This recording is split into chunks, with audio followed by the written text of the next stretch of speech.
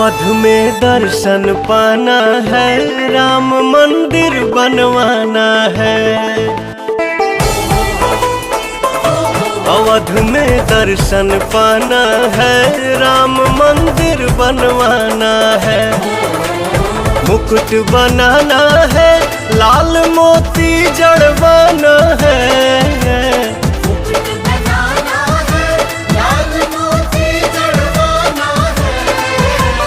मुकुट बनाना है, लाल मोती जड़वाना है। अवध में नाच के गाना है, राम मंदिर बनवाना है।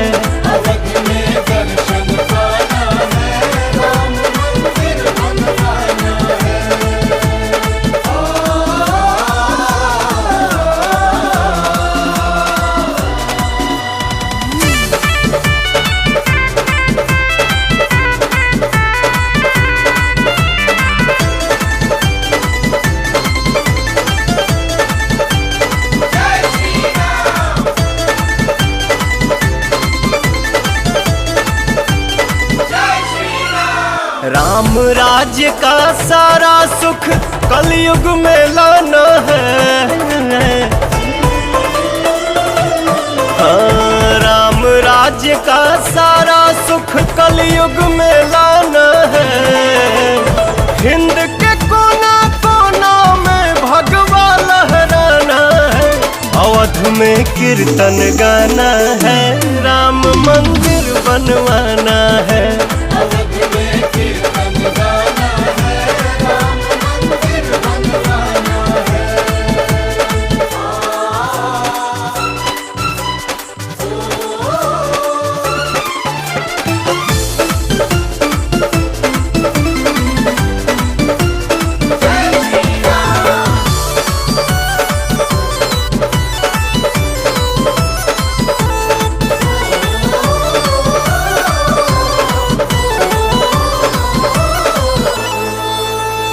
पावन यहाँ की माटी माथे पे लगाना है।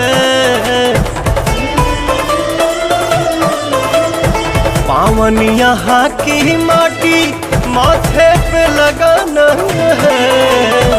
सोए सारे जन्म जन्म के भाग्य जगाना है।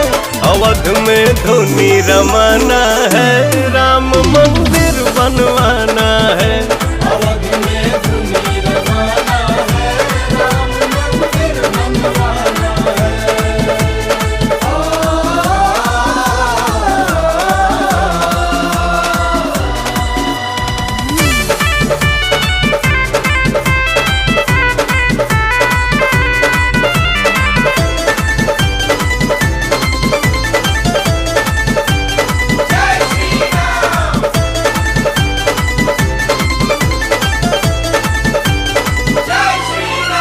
राम लखन संग सिया दुलारी देख जुड़ाना है। राम लखन संग सिया दुलारी देख जुड़ाना है।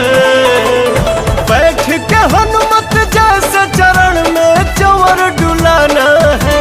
अवध में अलख जगाना है, राम मंदिर बनवाना है।